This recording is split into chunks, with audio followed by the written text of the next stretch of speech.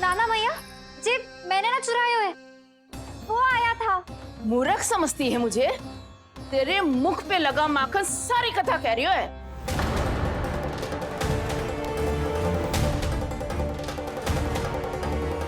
आपको धोखा हो रहा है मैया, मेरे मुख पर माखन अवश्य लगो है, पर जे मैंने ना खायो, वो आया था। बस कर, सब पता है मुझे। सुबह से ही दृष्टि थी तेरी इस माखन पे। मैं सत्य कह रही हूँ मैया, मेरा विश्वास कीजिए। वो आया था और उसी ने माखन खायो है। वो आया था, वो आया था। अरे कौन आया था? कान्हा, कान्हा, कान्हा।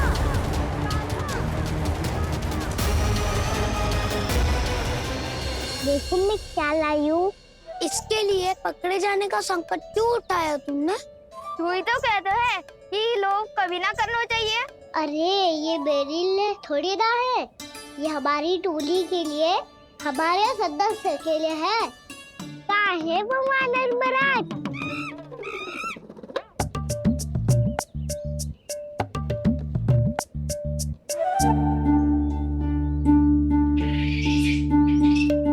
धन्यवाद वानर महाराज, अवश्य ही घर छोड़ के आए होंगे इसे। अब आप ये दो और ये लो।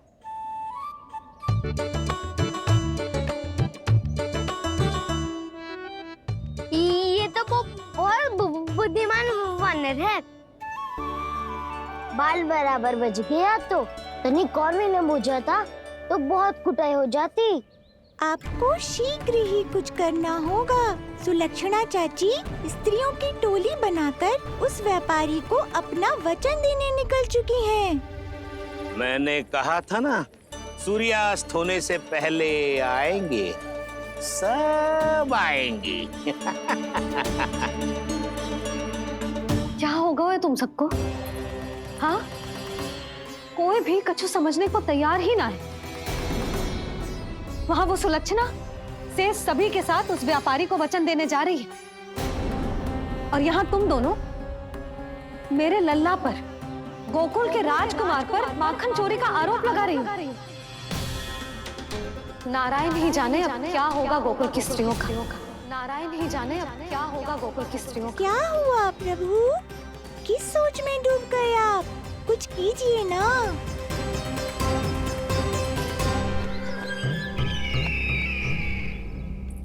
मुझे अच्छी तरह स्मरण है भैया, आपको मेरे हाथ की बनी खीर बहुत प्रिय लगती थी।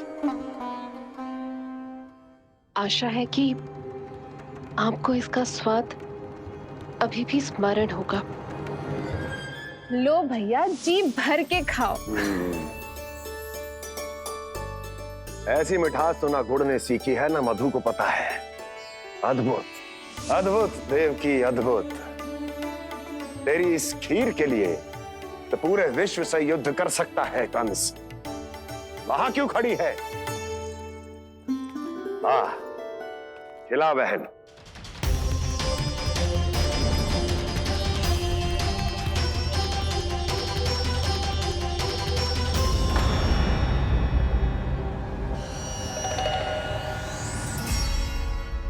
चिंता की आवश्यकता नहीं है भैया, मैंने कोई विष नहीं मिलाया। नहीं, खिला।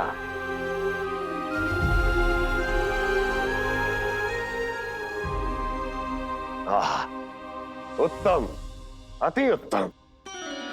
वैसे इतना प्रेम अपने इस दुष्ट भाई पर कैसे? क्या हुआ देवकी? कहीं तू भयभीत तो नहीं हो गई कंस से? या इस असहाय चूहे की दशा देखकर तुझे ये आभास तो नहीं हो गया कि अब कंस से बचना असंभव है? उस विष्णु अवतार का भी और उसके भक्तों का भी। जो असंभव को संभव और संभव को असंभव बना दे, वही तो है नारायण की लीला भैया। अरे देवकी, तेरा नारायण केवल कुछ असुरों की हत्या कर सकता है। उस असुर का क्या बिगाड़ेगा जो विकार बनकर उसी के भक्तों को भीतर से जकड़ ले। जो भक्त श्री नारायण की भक्ति में जकड़े हुए हैं। उन्हें नारायण इतनी सरलता से किसी विकार में नहीं पड़ने देंगे और ना ही उन्हें निराश होने देंगे।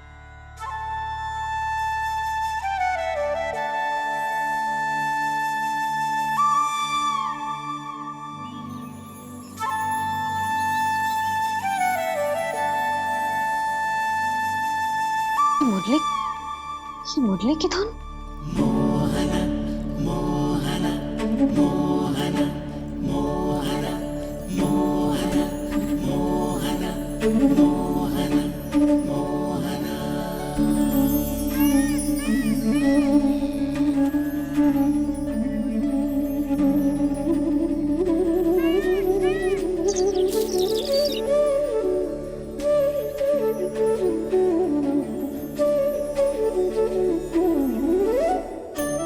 सुमति, सुना तुमने? हाँ, कितना मनमोहक है जी।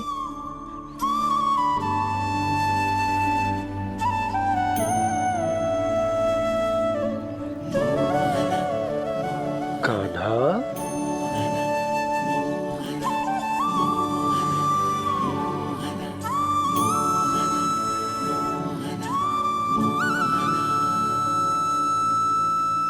कैसी धुन है ये?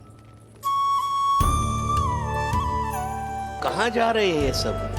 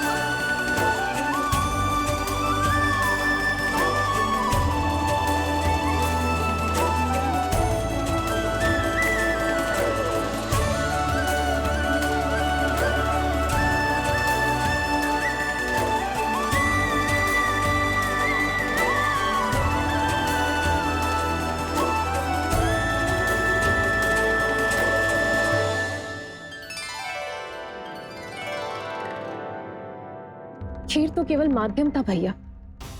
सत्य तो ये है कि मैं केवल आपको इतना बताने आई थी कि श्री नारायण अपने भक्तों को किसी न किसी तरह सही मार्ग अवश्य दिखाते हैं।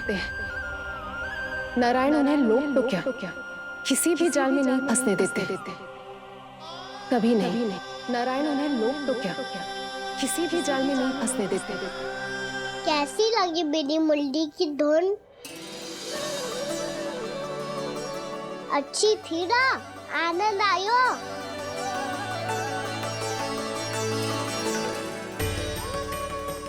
सच्ची में कान्हा, बहुत आनंद आयो। मुरली बजाना कहाँ से सीखा तूने? सच्ची तन मन पूरी तरह प्रफुल्लित हो गो है चाची। जैसे सब कुछ मिल गया। तो फिर किस वस्तु के पीछे भाग रहे हो आप सब? सब तो है आपके पास। सुख, स्वाद, समृद्धि, फिर संतुष्टि क्यों ना है?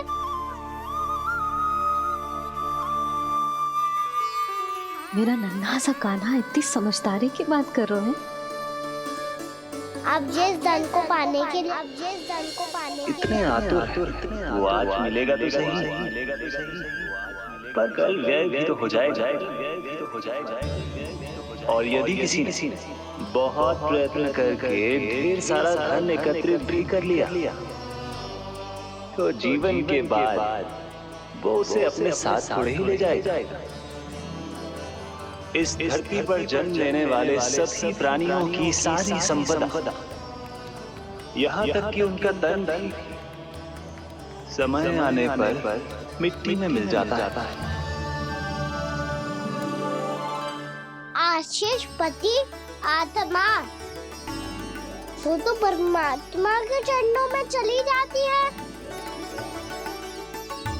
मैया भी यही है, स्वयं पे नियंत्रण पाना पड़ेगा। ये सब मेरे बाबा समझाते हैं। मैं तो समझ गया, अब आप सब भी समझ जाओ ना तो क्या कान्हा? ना तो लोक का राक्षस जकड़ लेगा। सब झटक लूंगा।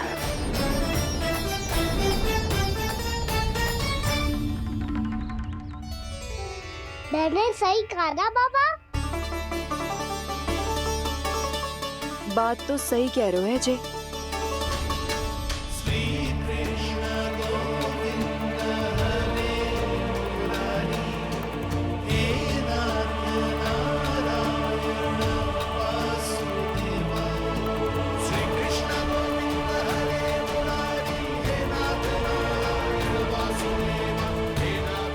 बस अब ये उस मार्ग पर चले जो प्रभु ने इन्हें दिखाया है, संतुष्टि का मार्ग।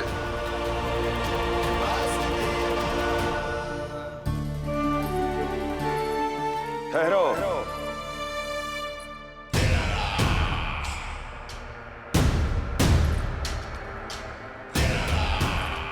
तो तेरे कहने का अर्थ ये है कि तेरा नारायण अपने भक्तों को मार्ग दिखाएगा और वो गोकुलवासी मेरे षड्यंत्र से बच जाएंगे।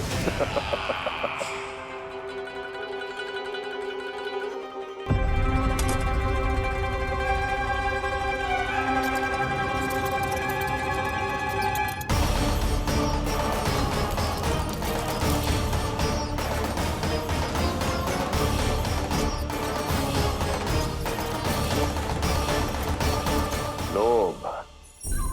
तेरा नारायण चाहे कितने भी मार्ग दिखा दे, किंतु जब व्यक्ति के भीतर लोभ बस जाए, उसे तो स्वयं भगवान भी नहीं बचा सकता।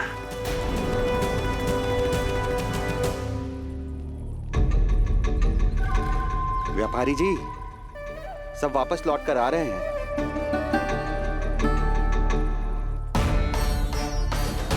व्यापारी जी, ये रुक क्यों नहीं रही हैं?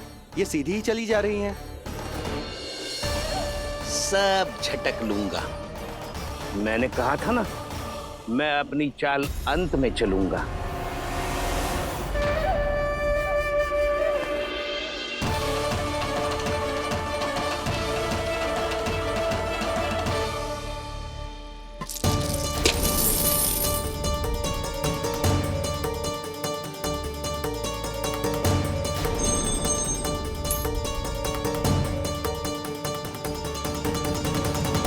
सिक्कों से भरे मटके यहाँ क्या कर रहे हैं?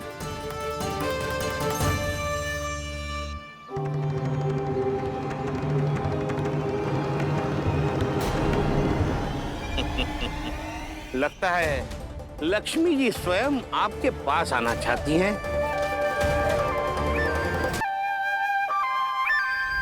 सब तो है आपके पास, सुख, स्वाद, समृद्धि, फिर संतुष्टि क्यों ना है? ऐसे मटकों में छुपाकर क्यों रखा है इन सिक्कों को? अरे पोटली में बांधिए, गोकुलवासियों को देना है कि नहीं? जाओ जाओ जाओ, चलो चलो, ये लो।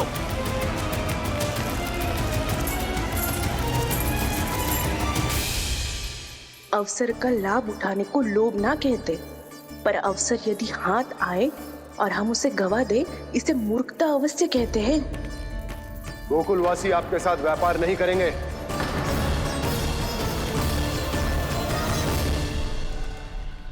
आप जा सकते हैं यहाँ से।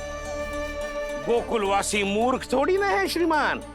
कि लक्ष्मी घर पर आ रही है और वे द्वार कवाक्ष बंद करके घर में ही दुबक के बैठ जाए और लक्ष्मी से कह दे कि आप नहीं आइए। ये अच्छी तरह जानते हैं श्रीमान कि धन इनका जीवन बदल सकता है। पुरुषों को सुख, शांति, ऐश्वर्य सब प्राप्त हो सकता है और महिलाओं को मिल सकते हैं नए नए वस्त्र, तरह तरह के आभूषण, जो चाहे वो। व्यापारी जी सही कह रहे हैं। इनके साथ व्यापार करने में बुराई क्या है? एक छोटी सी बात समझ में ना रही आपके? अगर किसी को आपके साथ व्यापार करना होता तो अभी तक यहाँ आ चुके हो। तो श्रीमान, आप अपना समय व्यर्थ कर रहे हैं। अच्छा होगा कि आप शीघ्र यहाँ से चले जाएं। हाँ हाँ, मैं जा रहा हूँ श्रीमान, लेकिन ये सब लोग जानते हैं कि जीवन का सुख धन से होता है और मैं वही बांटने यहाँ आया हूँ। मुझे क्या पता था कि यहाँ के समृद्ध राज दरबार के लोग आम गोकुलवासी को समृद्ध होने देना ही नहीं चाहते। देखिए, सेवकों, सारे सिक्के समेट लो, चलो। यहाँ किसी को लक्ष्मी जी का आशीर्वाद चाहिए ही नहीं।